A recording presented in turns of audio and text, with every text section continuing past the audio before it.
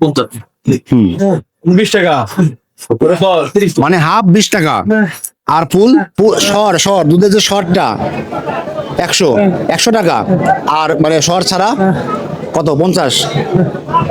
আচ্ছা,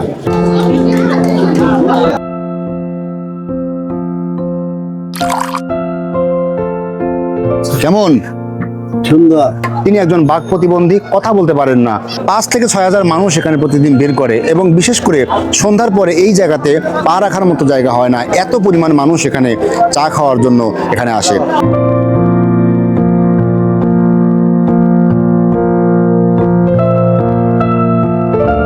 কাউকে ডাকতে পারে না, নিজের কষ্টের গল্প বলতে পারে না, কিন্তু আশ্চর্যের বিষয় কি জানেন?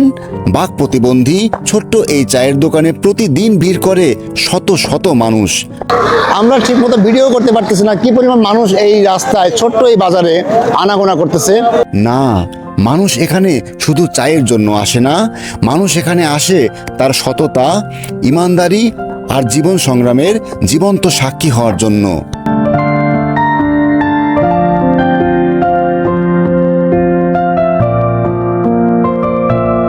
সে বোকা মানুষ হলে কি হবে, সে কাউকে ঠগায় না, এই জন্যই তার দোকানটা মানে বেশি। আপনি একটা 50 টাকা দিয়ে একটা চা খাবেন, 100 টাকা দিয়ে একটা চা খাবেন, মনে করবেন না যে আমার ঠগা হয়ে গেছে, এটা মনে করবেন না যে আমি ঠকে গেছি। আসলেই আপনাকে সেটা সে সম্পূর্ণ এই 100 টাকার পরিমাণেই যা আসে তার চাইতে একটু বাড়তি এবং সুন্দর দিবে। আজ আমরা এসেছি সেই হাটপাঁচিল নামক অজপাড়াগায় একজন বোবা চা বিক্রেতার গল্প শুনতে, যে কোনো ভাষায় কথা বলতে পারে না, কিন্তু তার জীবনই যেন হাজার মানুষের জন্য এক একটি অনুপ্রেরণা। 100 টাকা, আর মানে সর ছাড়া কত? 50। আচ্ছা, দর্শক বুঝতে পারছেন ওনার কথাগুলা স্পষ্টতই বোঝা যাচ্ছে যে উনি আসলে একজন বাক প্রতিবন্ধী, আর এই কারণেই ইশারা ইঙ্গিতে এবং কথা বলার ঠোঁটের ইশারায়, চোখের ইশারায় এবং হাতের যে নাড়ুনিগুলো, এগুলো দিয়ে উনি আসলে ওনার যে ভেতরের অভিব্যক্তি সেটাকে বোঝানোর চেষ্টা করে। এবং ওনার ভাষ্যমতে ওনার দোকানে যে চাটা সেটা ফুল চা 50 টাকা এবং হাফ 20 টাকা, এবং সর দিয়ে খেলে পরে সেটাকে 100 টাকা দিয়ে দিতে হয়। 100 টাকা। এই দোকানের যে চায়ে কি মধু আছে, নিজে আসলে আমার নিজেরই ছিল একটা বিশাল বড় কৌতূহল, বিকজ বিভিন্ন জায়গা থেকে, বিভিন্ন জেলা, বিভিন্ন উপজেলা, বিভিন্ন পাড়া মহল্লা থেকে মানুষ এই দোকানে আসে একটু চা খাওয়ার জন্য। প্রতিদিন 2 থেকে 2.5 মণ দুধ এখানে এই চায়ের দোকানে বিক্রি হয়, আর চাটা খাইতেও সুস্বাদু।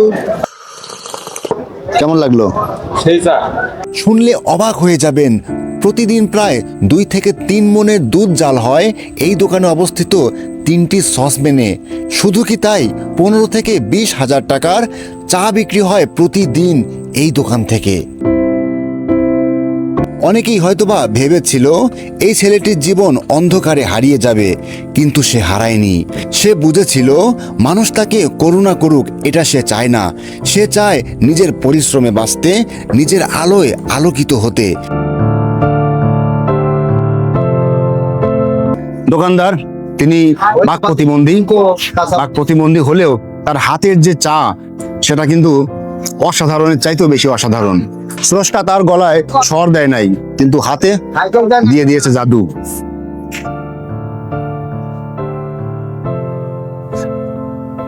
খান বড় ভাই। ও সুন্দর, কেমন সুন্দর, মজা।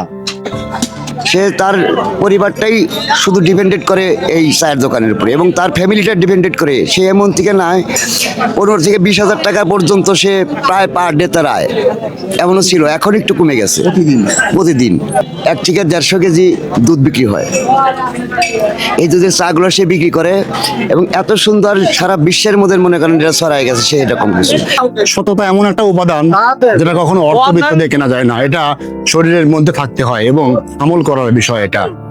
এবং এই সততা আছে বলেই একজন বাক প্রতিবন্ধী তৈরি হয়েছে একজন সফল ব্যবসায়ীতে। চায়ের পাশাপাশি এই যে পোড়া রুটির যে এই রুটিটাকে পুড়িয়ে মালাই দিয়ে এটাকে ভেজানো হয়েছে, এবং তারপরে হালকা একটু চিনির প্রলেপ দিয়েই তৈরি করা হয়েছে অসাধারণ একটা খাবার। দুর্দান্ত, বারবার খেতে ইচ্ছা করেন। চায়ের পাশাপাশি এই দোকানে পাওয়া যায় বিভিন্ন রকম পাউরুটি সামগ্রী, যেগুলো এই দোকানে চাকে করেছে আরো বেশি মুখরোচক, আরো বেশি সুস্বাদু। অসাধারণ।